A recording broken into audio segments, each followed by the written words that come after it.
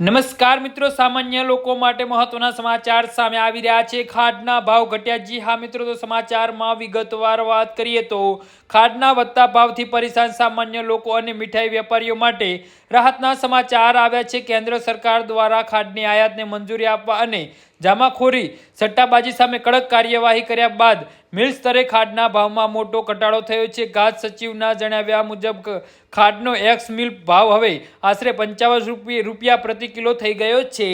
જી હા મિત્રો, અત્યારે હાલના સૌથી મોટા અને મહત્વના સમાચાર સામે આવી રહ્યા છે। તો મિત્રો, સમાચારમાં વધુ વિગતવાર વાત કરીએ તો આ રીતે જોવામાં આવે તો ખાંડના ભાવમાં લગભગ 18% ઘટાડો થયો છે। સરકારનું કહેવું છે કે કેટલીક મિલો દ્વારા ભાવ વધારવામાં આવ્યા હતા, પરંતુ બજારના સપ્લાય વધવા અને સરકારી કાર્યવાહી બાદ હવે કિંમતો ઝડપથી નીચે આવી રહી છે।